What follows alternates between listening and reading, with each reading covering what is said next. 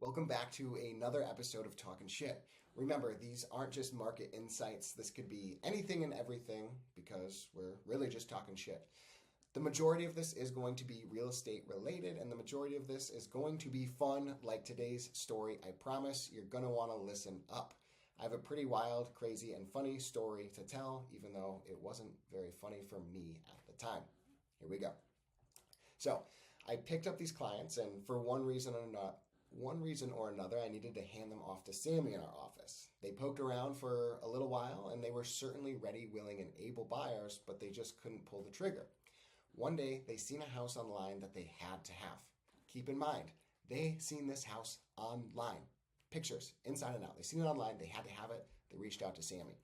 So, Sammy was unable to show the property and reached out to me to cover for her since I originally made contact with these folks and I had shown them a few properties already. Sammy told me the address over the phone, and somehow or another, I put the wrong address into my GPS, and it all went downhill from there. I am parked outside of this house because I get there early because I was already in the area, and these guys pull up behind me. They've seen my vehicle before. They recognize my vehicle. Keep in mind, they have seen this house that they had to have online as well. I have not. So there's no lockbox outside, and I'm thinking that we are SOL. I'm going to have to figure out something else to get them into this home, or Sammy's going to have to show them at a later date. We're knocking on the door. No one's answering. I call the list agent. The list agent answers, and she said, "Hey, no one must be home, but if you can get in there some way, shape, or form, go ahead and do so." Luckily enough for us, the patio door was unlocked.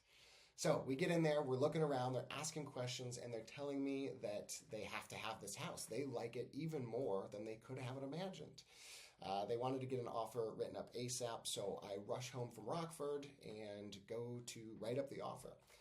To my surprise, I couldn't find the information that I needed to online to write that offer based on the property address that I was just at.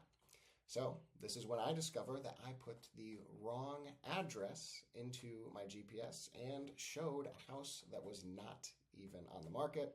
Like I said, the client recognized my vehicle because we had seen houses before, but apparently they didn't recognize that this was a different house. And when I did find the house that they did want to see, which was on the same street, the two houses could not be any more different. One was updated and gorgeous. The other needed a total rehab. One exterior was brown and the other one was white. One with blues and pinks and greens on the walls, and the other, the one that we seen, a lot more modern and tasteful design. However, when we walked up to the property, none of this raised a red flag. Now, I must admit, I should have been a little bit more diligent myself, but the stars aligned and I broke and entered into a home that was not even for sale. I guess I didn't break in because the patio was open, but I was absolutely horrified. I rushed back to Rockford. I got in touch with some of the neighbors. I left a very long apology note on the property owner's door. And ultimately, I was kind of hoping that my blunder might turn into a funny story about how I obtained a new listing. Maybe those folks did want to sell, but it did not.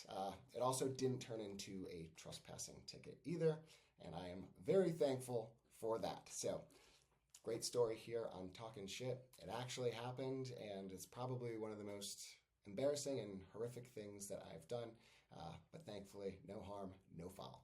We'll see you guys next time.